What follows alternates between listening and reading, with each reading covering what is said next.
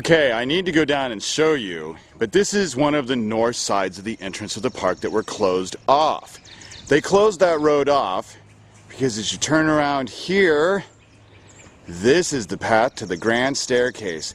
They've blocked this off because there's been so many murders in this area that they don't want anyone to go down there with their cars. Let's go check it out, shall we?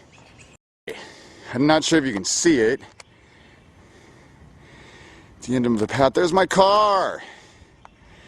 The path goes around like this. They blocked this road off. And this is where they parked for their wonderful happenings. Right here.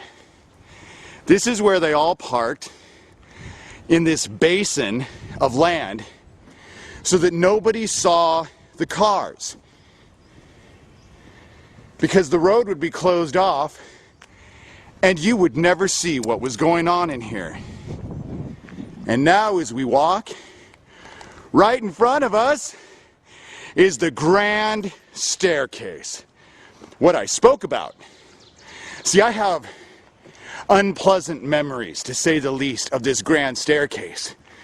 Because what I saw was a bunch of Satanists, a bunch of adults, hurting and raping children.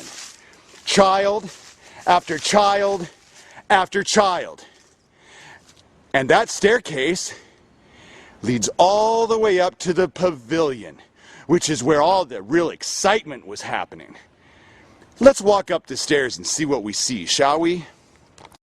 This gives you an idea of why it was called the Grand Staircase. Because all of this, my friends, is the staircase. And up at the top of the staircase, up there, though you can't see it, is the pavilion.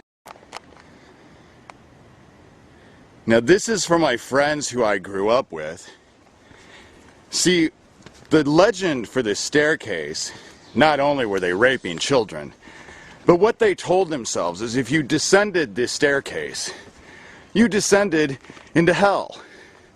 A fact that many of them were very proud of. It made them feel strong and powerful. See, the whole thing about it is that this staircase, I believe, if done right, leads you to the road of redemption. That's the road we're on. Let's go to the top of this staircase, shall we? I'm kind of out of breath coming up this staircase. This gives you an idea of exactly how far it is. And now I see the end in sight. And there it is. It was so exciting for these people to be able to rape a bunch of kids, while up here, my father and his friends were slicing and dicing, cutting up while they screamed children, cutting their eyes out, carving their flesh from their bones while they cried and screamed. Right in here. Now see, the interesting part about it is that I hear that cannibalism leaves certain genetic markers in those who eat the flesh. And I'm wondering if my blood doesn't have those markers, since I was forced to eat more of my share of human flesh and drink more than my share of human blood, which I appreciate totally, let me tell you. This gives you an idea, perspective of what I'm speaking of. In front of me is the Devil's Head. When you turn around, what do we see over the horizon? But the pavilion where blood sacrifice was committed. Let's go see what that's all about. This is what's left of the devil's head. As you can see, because this was man-made, the years of erosion have taken quite a toll. But as I was pointing out in my last video, the devil's head used to go all the way out there.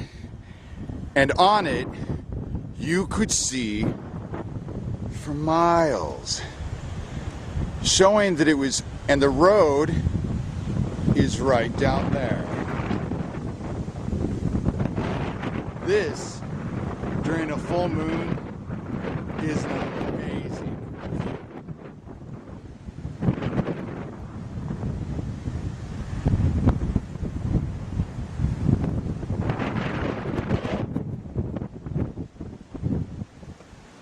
Obviously, looks a bit run down. Of course, when it was in its prime, which was when I was a kid, which was about 35 years ago. One of the most interesting characteristics of the temple that children are sacrificed in was that there is an inverted star in the floor of this hut, along with both fireplaces. That fireplace